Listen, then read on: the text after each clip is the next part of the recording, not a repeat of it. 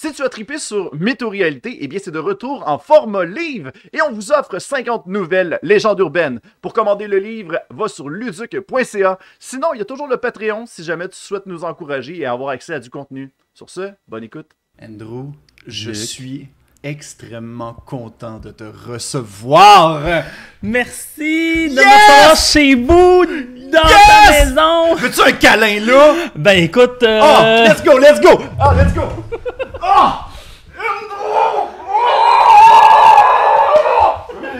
Aujourd'hui, on rencontre Andrew Disgusting!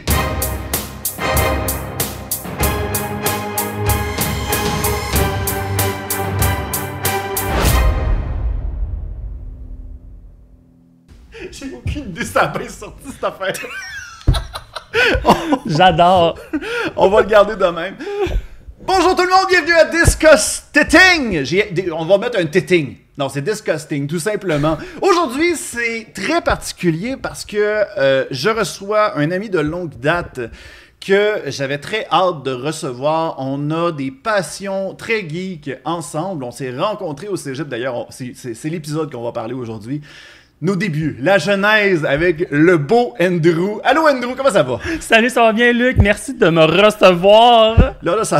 Ah, ok, là, faut t'es que je un descende. petit peu très haut, tu peux te descendre un peu. T'as l'air...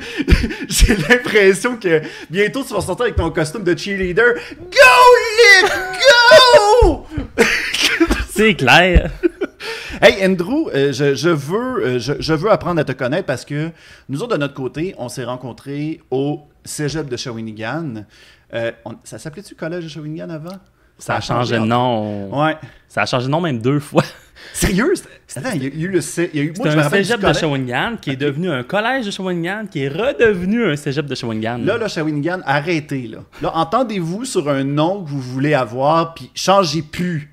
Là, moi, j'imagine le graphiste qui doit tout le temps s'adapter avec ses logos. Ils font comme, OK, logo final, version 2 vraiment finale. Là, il est plus sûr, là, rendu là. Ils sont perdus. Ils sont vraiment perdus. Hey, écoute, on était au salon étudiant de 2006 à 2009.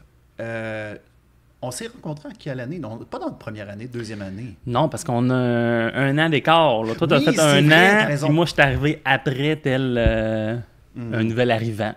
Oui. Pendant que toi, tu étais un doyen. Un doyen, un doyen d'un an. Un doyen d'un an. Justement, c'était quoi ta perception par rapport au cégep quand tu es arrivé pour la première fois? Parce que, est-ce que tu as visé le salon étudiant où je me trouvais ou tu étais du genre, tout le monde s'en va à la cafétéria, on s'en va à la cafétéria? Moi, j'étais du genre à je me pointe à mes cours et quand je m'en vais, je retourne chez moi. Là, je passe pour quelqu'un qui fucksait ses cours, carrément. Là. J'allais à mon cours. Après ça, je repartais, je m'en allais chez moi, gamer sur mon ordinateur. Ah, OK. T'avais pas trop de social. J'avais pas trop de social. Moi, le secondaire, ça a été tough un peu, on va se dire ça de même. Fait que quand je suis arrivé au cégep, moi, mon but, c'était d'aller à mes cours, puis après ça, de revenir chez moi, puis de pouvoir gamer, là. Tu gamais à quoi dans le temps? Dans le temps, je jouais à Dofus. Oh my God, Dofus! Dofus, c'est bien le jeu avec le petit quadrillé, puis il faut que tu te battes un peu tour Comme par un tour. jeu d'échecs, là, t'avances des points de déplacement, des points d'action. J'ai joué, je pense, pendant 1 an ce jeu-là. C'était tellement addictif. C'était un jeu qui était gratuit, puis après un certain temps, ça devenait payant, je pense. Oui, il y avait un abonnement à payer, là. Ouais, c'est ça. OK. Fait que toi, tu jouais à Dofus après les cours. Qu'est-ce qui t'a... Parce que là, un moment donné, on s'est bien rencontrés. C'est quoi qui t'a amené à venir au salon étudiant? Ça m'intrigue. Ben, en fait, je savais qu'il y avait des personnes qui se tenaient au salon étudiant que je connaissais, puis qui allaient là, puis qui me disaient « Ah, entre les cours, tu peux aller là. » Parce que des fois, c'est vrai que tu as un cours de 2 heures, tu as une pause de 2 heures, puis après, tu as un autre cours de 2 heures. Fait que quand tu prends l'autobus, tu n'as pas le goût de t'en aller pour 2 heures. Fait que souvent, tu restes dans le cégep. Fait que j'ai découvert le salon étudiant. Puis j'aimais beaucoup l'ambiance, tu sais, avec les petites lumières tamisées. Il y avait la télévision, des divans. Il y en a qui amenaient leur console pour jouer à des jeux vidéo. Tu sais, moi, j'ai un intérêt pour les jeux vidéo. Ouais. Il y en a qui jouaient à Super Smash Bros, puis La à Mario grosse Kart TV, sur la grosse TV. La grosse TV qui était non-stop sur Musique Plus. Et moi, j'ai un souvenir qui va me traumatiser à jamais. C'était dans la période où les Trois Accords avaient sorti la chanson Tout nu sur la plage. Et le vidéoclip, c'est un gars musclé qui se huile le chest non-stop. Nous autres, au salon étudiant, tu sais, j'ai rien contre ça. Là, tu sais, genre, c'est genre, on a ça comme en gros écran. Puis là, moi, je suis comme en train de dîner. Puis là, je vois ça. Puis je fais comme... C'est une autre expérience. C'est un peu spécial. Fait que, genre, c'est un souvenir le fun et intriguant. Je vais dire ça. Et intriguant. Et intriguant. J'aime ça dire ça. Fait que J'adore. moi, là, le dîner au salon étudiant, j'ai regardé les gars, lui, tout ça, huilé le chest. Mais C'est bon. le salon étudiant, j'aimais ça parce qu'il y avait plusieurs gangs. Oui. Il y avait ceux de sciences humaines que personne parlait, avec qui personne parlait. Il y avait comme la gang mix. Il y avait ceux qui étudiaient, dont ma conjointe faisait partie. Et il y avait ceux du divan qu'on vient de mentionner. Eux autres, Oui. ils prenaient le monopole de ces divans-là. Ça jouait dans les consoles, ça écoutait à la TV. Il était une fois dans le trouble, une fois de temps en temps. Notre ami Nico Higgins était dans ce groupe-là avec qui on a fait Luke Boy, dont on va parler dans quelques minutes. Puis c'était... Moi, je reconnais que je me tenais beaucoup dans la place des divans au départ.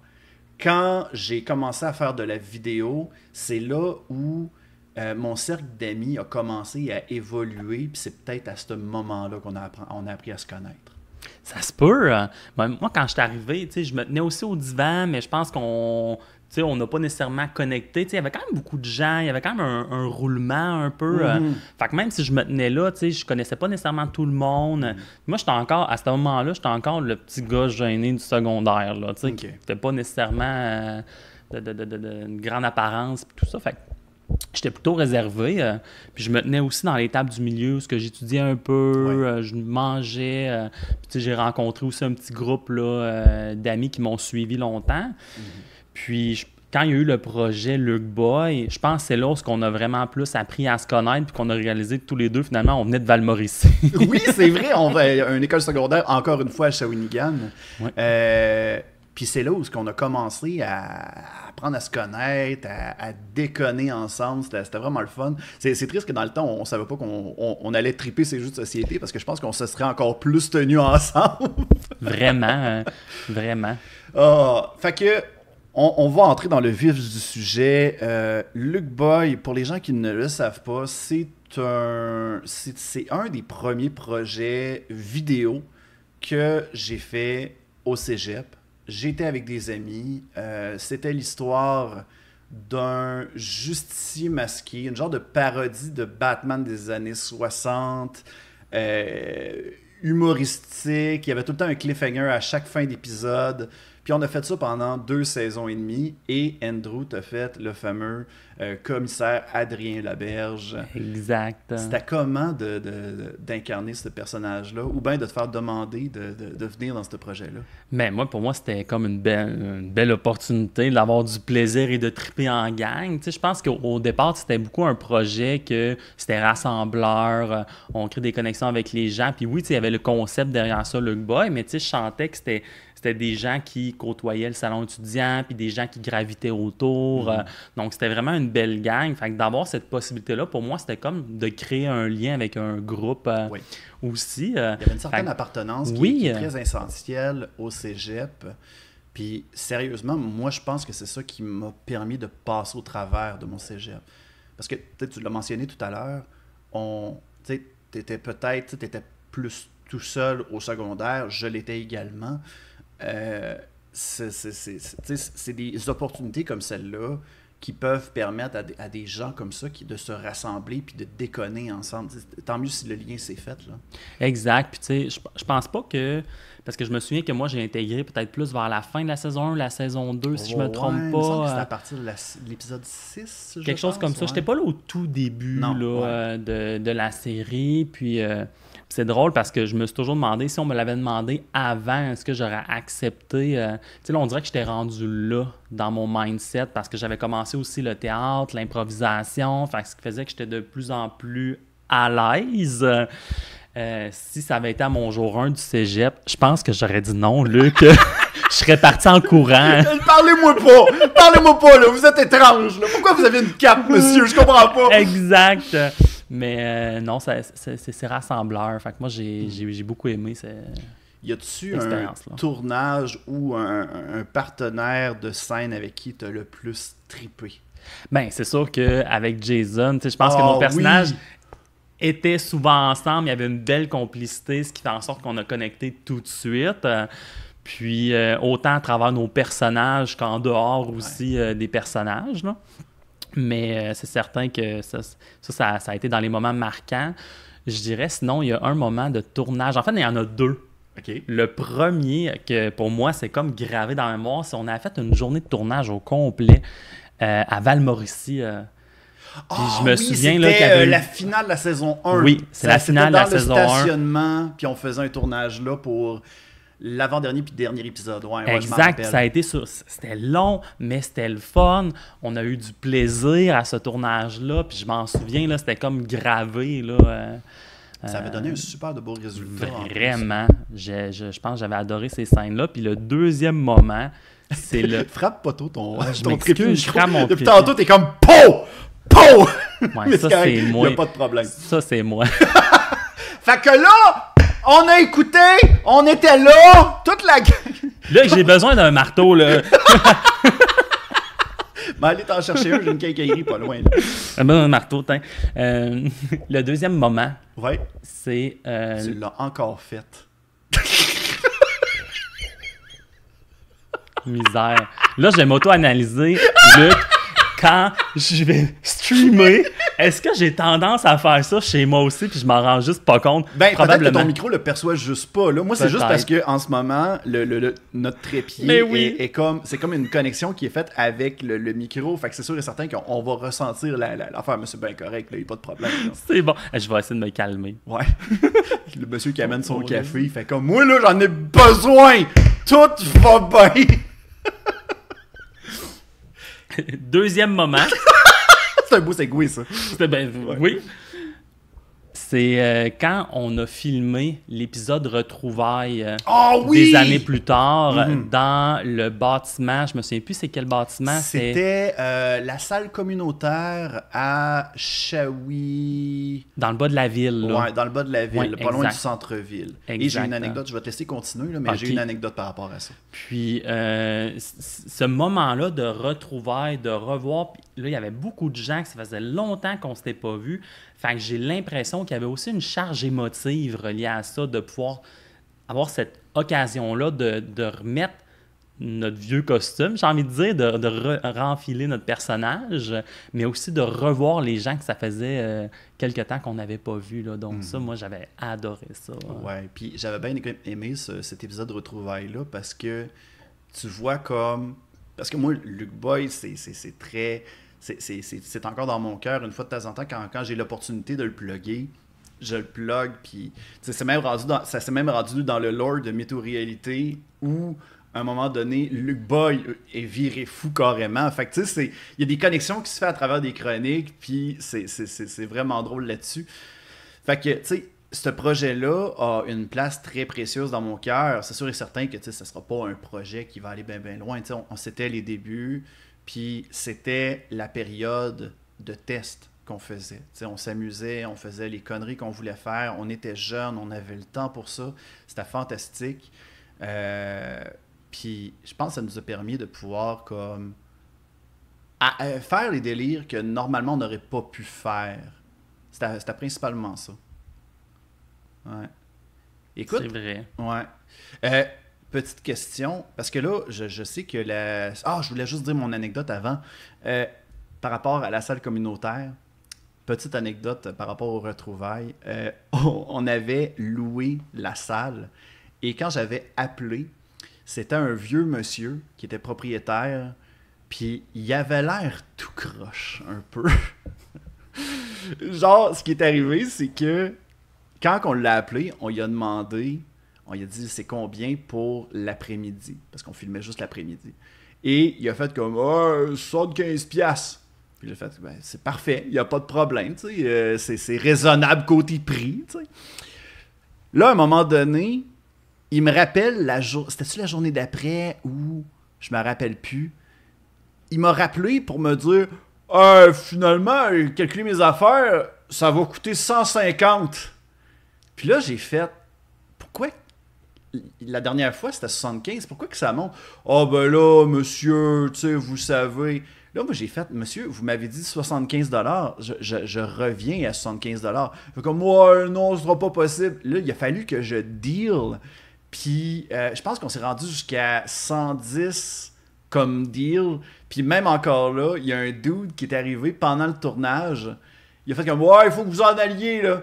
Puis là, j'ai fait comme, monsieur, on n'a pas fini, puis il nous reste une demi-heure. Il s'est assis à l'entrée. C'est vrai. Il s'était assis carrément. Nous autres, on faisait nos dernières scènes, puis il avait l'air piss-off, là, comme ça se pouvait pas, là. My God. Ah, c'était pénible. C'est la seule affaire que je me rappelle de plein d'autres affaires, mais ça a été comme le bout où j'ai fait, c'est Shawinigan.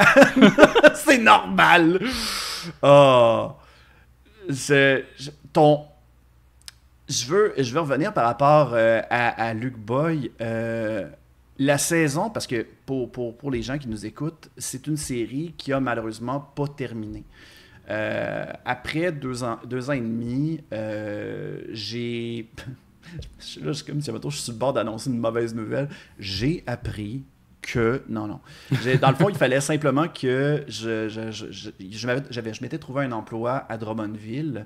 Et ce qui a fait arrêter les tournages automatiquement. Fait qu'on a rushé comme une fin qui laisse sur un cliffhanger. Fait que si, mettons, vous écoutez la série Luke Boy, ben ça finit sur un cliffhanger, but on va y revenir tout à l'heure.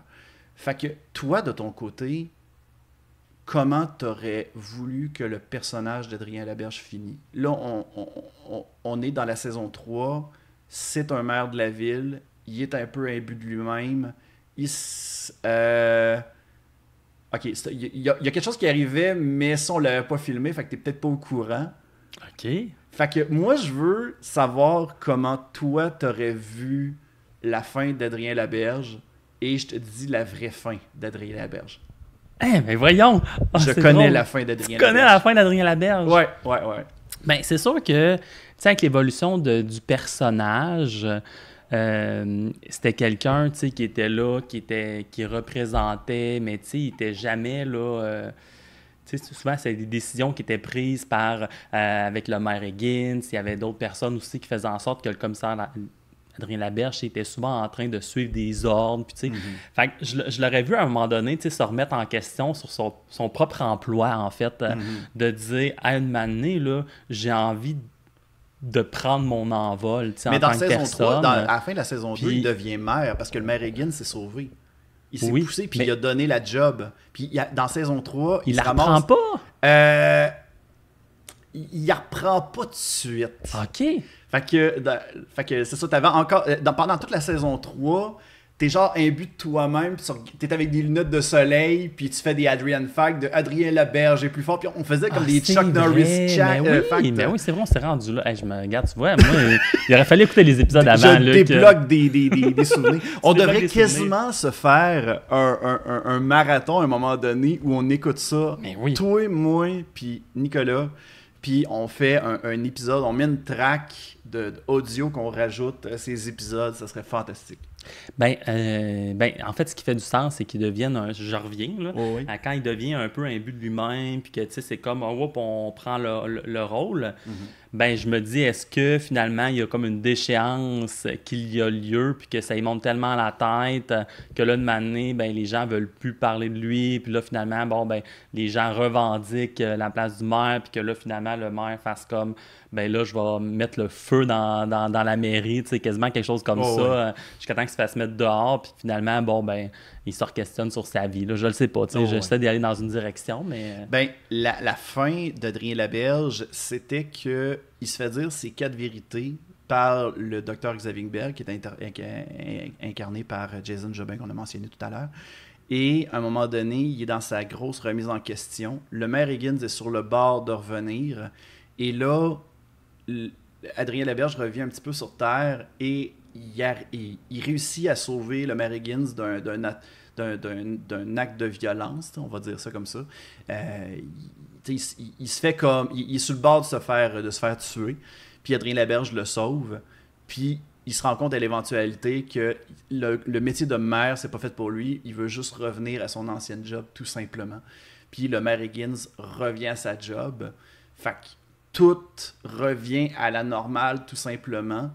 Puis c'est ça. C'est plate parce que j'ai l'impression que ta fin est meilleure que la mienne, là, mais... Mais c'est ça. Mais si jamais ça t'intéresse, sur DeviantArt, j'ai... Non, c'est vrai, c'est plus là, c'est rendu sur Patreon. Sur Patreon, j'ai des bandes dessinées de Luc Boy qui continuaient de l'épisode 4. De l'épisode 4, puis ça se rendait jusqu'à l'épisode 6. J'ai pas fait jusqu'à la toute fin, mais... Puis j'ai encore le scénario de l'épisode 6 et 7. Si jamais je vais te l'envoyer. Ah, mais oui, je t'intéresse. Je t'enverrai ça. Mais oui. Fait que c'est ça. Puis là, j'ai l'impression que les gens vont faire comme crime. Ça fait quelque chose comme 10 minutes que vous parlez de Luc Boy, un show. Que ça fait quelque chose comme... Fait quoi, ça fait 20 ans qu'on n'a pas touché à ça. Comment tu vendrais ce show-là pour les gens qui devraient l'écouter après avoir écouté cet épisode du podcast? Ben, moi, je pense qu'il faut le regarder comme étant... C'est des gens qui débutent un peu dans leur vie d'adulte, qui veulent avoir du plaisir, qui ont du fun. Puis, tu sais, c'est un projet où finalement, personne ne se prenait vraiment au sérieux là-dedans. Ça, c'est pas totalement vrai. C'est pas totalement vrai. Oh, que je pourrais te parler de drama qu'il y a eu. Ah mais, oui? Ah, ben là! Ça, OK, là, je nommerai pas de nom. OK? OK. Mais dans la saison 1, l'intrigue a changé drastiquement de direction à cause d'une certaine situation. Encore là, je ne nomme pas de nom. Fait que ce qui est arrivé, c'est que avant, je faisais un scénario, puis il y avait quelqu'un d'autre qui proposait ses idées. Puis à un moment donné, cette personne-là est devenue un petit peu intense.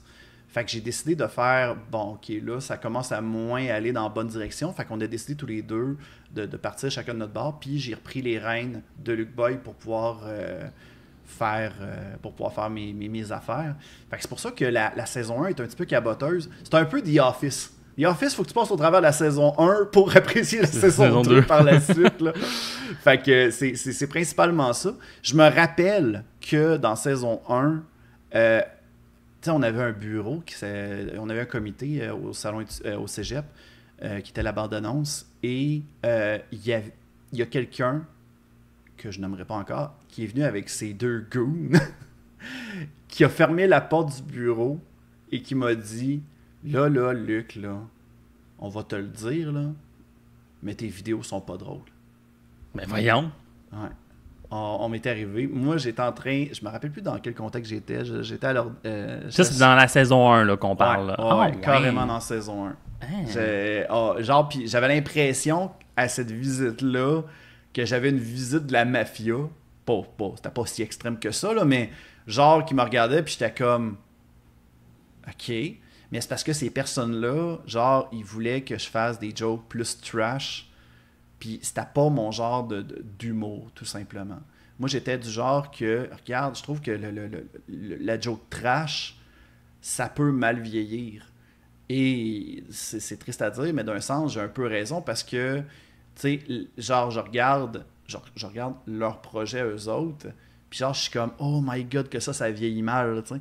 Fait que c'était des petites affaires, c'était particulier. Encore une fois, je nommerai pas de nom, là, parce que je veux pas me mettre de personne à dos, mais ça a été un souvenir que genre, je suis comme, ok, là, ils veulent que j'augmente le niveau. T'sais, j'ai pris ça quand même comme un commentaire constructif, mais t'sais, à quel point tu le prends à ce niveau-là? Tu continues-tu à te faire confiance ou tu décides de t'adapter à eux autres, mais encore là, c'était juste eux autres. Là.